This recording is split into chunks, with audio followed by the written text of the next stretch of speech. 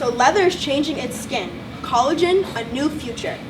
We are in the year 2040. The leather industry has been hit with the threat of the change in market, the byproduct, and change in consumer demand. So the leather industry has changed its skin. We are reconstructing the way we use this raw material.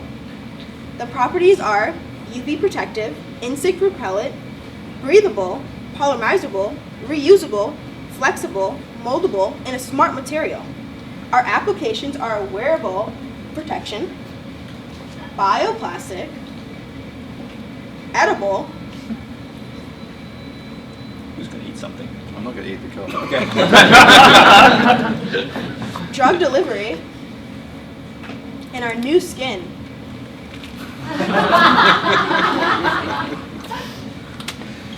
That's awesome. Okay. Thank you.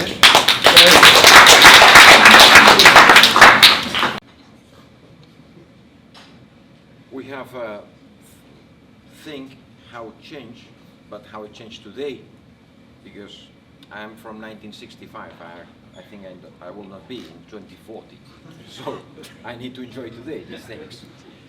And we think that we must make a disruption in the supply chain in our customers. So we have to give up selling to them completely. And they have to, if they want to establish their own factories, because we are not going to suffer. I don't show you today a mail I have now from one of my customers. This is one thing we want to do. So we want to sell the leather ourselves, not to our customers.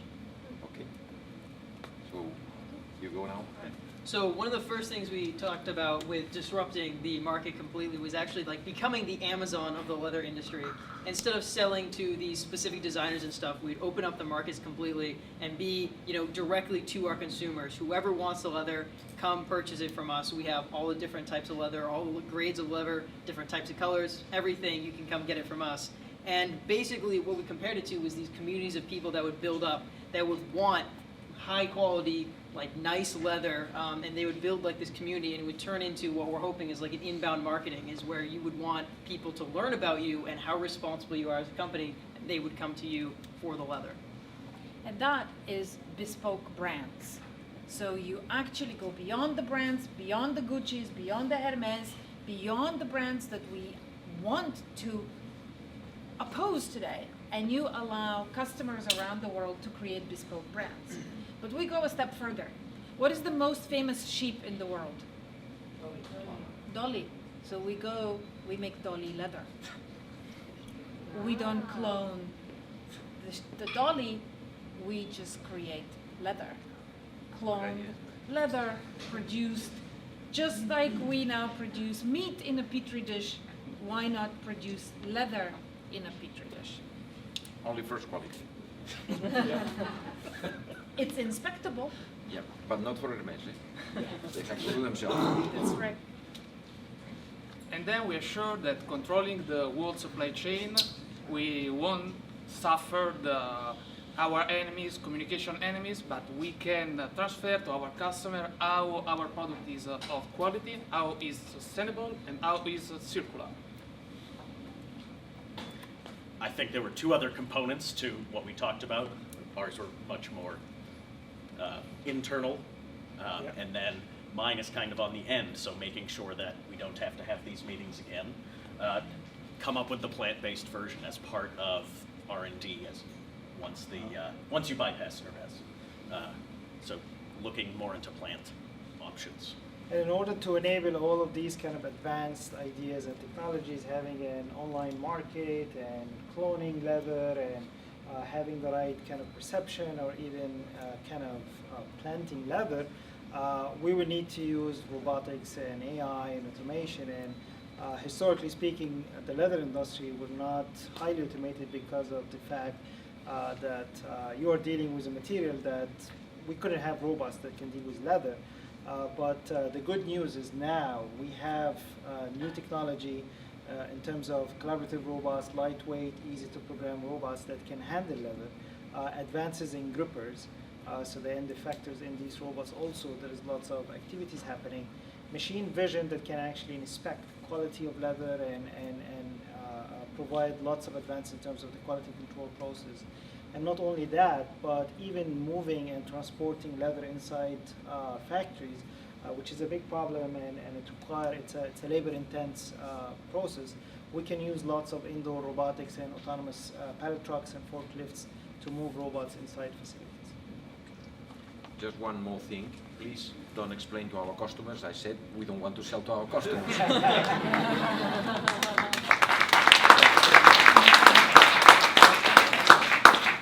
All right, let's go. Once upon a time, 700 years ago, in 60 kilometers from Barcelona, revolution happened. A small, legendary company started, Curtidos Badia. And they created this bag. And I have a question for the audience today. How many liters of water do you think was used to produce this bag? 200. No. No. 20. No. Zero? No. 100 liters. But the real question is, where does this bag actually come from? Where does the cow come from? And what's the process between the cow to this bag? Today we're going to talk about the perception of creating leather goods and the processes in between. Exactly. Then one of the points that we want to change is that we have to reduce also the consumption of water. To explain a little bit to all the people. Then we understand that we have to reduce consumption of water, electricity, and also the possibility to reduce the uses of the chemicals. So what we'll get to in a moment, excellent improv, by the way. Amazing. None of that was rehearsed. We are going to introduce enzymes into the processes of the production of the leather. So some of the benefits that we see associated with that introduction of enzymes, is reducing the amount of water, and we'll get into that in a moment. Reductions of heat and energy use to produce that heat. Increases in the material usage, so figuring out different ways where it can be used as a byproduct, things that come out of the process. It's bioengineering or green chemistry, so there's some benefits into the sustainable aspects of that material. So we had a really great conversation about enzymes, learned a lot about biology, but with the introduction of synthetic biology being very viable on a commercial level now, our plan is to engineer very specific enzymes to function at lower temperatures to help clean the leather at the very early stages of the process, being able to also reduce dependency on water and make it a lot less water intensive. And then also because these are bio-based enzymes, they're also reducing the dependency on certain chemicals. And so we're aware that there are also enzymes that are currently being used in the process, but the intention behind using synthetic biology is that you can very precisely fine-tune those enzymes to do exactly what you'd like, whether it's removing the hair or different fats or very specific proteins in the process. And as part of our social consciousness effort would be to tell the historical story of tanneries and the misconception around the it's not sustainable and that you're killing animals to create these products, but that you're really using a byproduct of another industry. So it has a cradle-to-cradle impact, and then connecting it with also the use of our programmable enzymes. These are the enzymes. These are our enzymes. We couldn't get them to stick on. And the reduction in water and energy consumption for part of the process and connecting those to the United Nations Sustainable Development Goals so that our consumers and different brands that are buying these products are also contributing to the reduction overall. So how do we actually create that sense of traceability and know-how of where the products come from?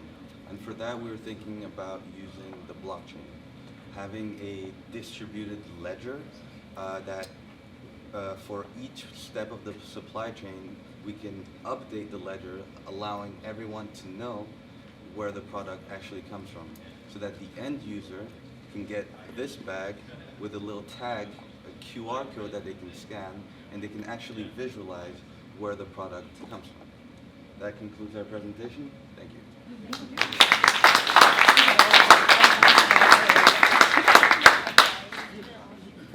Hello everyone, my name's Daniel. Hi, I'm Primiano. Antonella? I'm Charlie. Chris. Will. So we're a new startup company called Smart Layers.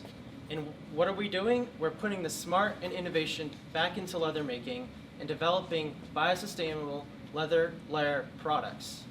We collaborate with different industries like construction, defense, and communities, local communities.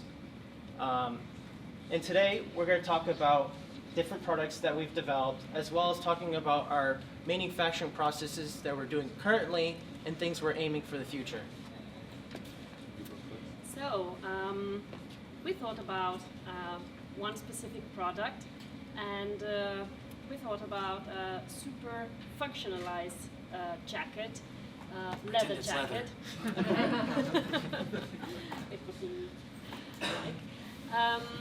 And our super functionalized jacket is thought for travelers, travelers that will go through challenging climates, such as the cold top of Everest or the warmest desert in Morocco. And super functionalized jacket means that it will have properties to keep you warm or keep you fresh, depending on climate, automatically. It will be able to, so many things. To have conductivity, so actually with the power you produce by walking, you will be able to recharge all the functionalities, batteries incorporated, communication tools that are inside the jackets, and GPS, telephone, whatever. It will be connected directly to your doctor's studio because it will monitor your body functionalities, and if something is not normal in your functions, an alarm will be ringing in the studio of the doctor, and he will know what to tell you in order to get back to be healthy. And it will change colors because you may be in a challenging environment. So you will be walking in total white, and maybe you will need to be visible to ask for help. Or maybe you will be in the deep forest and you will need to, how can I say? Camouflage. Okay, to camouflage with a challenging environment. My turn? Now, since we were called the fantasy team, right? Right. Which, by the way, being an engineer, it sounds really weird. We developed more than one product. So here's the steering wheel of my car. This is from one of those fancy cars. You cannot remove the steering wheel and go around impressing the ladies. This steering wheel is really peculiar because it's of course it's made of leather, and it can be heated or cooled down in order for you not to freeze or not to heat when it's too hot. It has sensors in it, are embedded in the leather, so you can control your car stereo, your lights, whatever, just touching different parts of the leather. And we also developed this fantastic glove. This is a working glove, and it has also temperature control. I forgot to mention this is also antibacterial, because with car sharing, carpooling, car rental, whatever, you don't know who's using your car, so you want it to be clean. And this glove is really peculiar because if you're working, let's say, in construction and you're using a hammer, this can be both really soft, but it can become hard, so that if you hit your hands with the hammer, you can feel anything. So it's for safety. That's great. So in order to make this, one of the nice things about leather is it already lends itself pretty nicely to being used in layers or on top of itself. And so what we considered was sort of taking a page out of the 3D printing book where you make things by putting multiple layers together. So our idea for short-term manufacturing of these products would be to take some leather that you want to make out of your jacket and say you want this portion of the leather to be heated, you simply put a resistive heater in there or some other thin, flexible element that are already cheap and mass manufactured, and then you add on your second layer of leather on top of that, and then that gives you sort of a sandwich between two things of leather and whatever the functional aspect of the material that you want to get out of it is. So you could embed things in there like heaters, piezo cooling elements, fire retardant materials, and other things along those lines. So that's all very well. That's great. I'm from the research part of the company, and our grand vision is to use CRISPR gene editing and machine learning to figure out how to have these animals generate these properties for themselves by tweaking their genetic code. And our secret weapon is also, as this beautiful diagram shows, a cow that sheds its skin. Because we go cross them with snakes, so it sheds its skin once a week, therefore reducing the environmental impact. And you can grow a new one in a couple of weeks.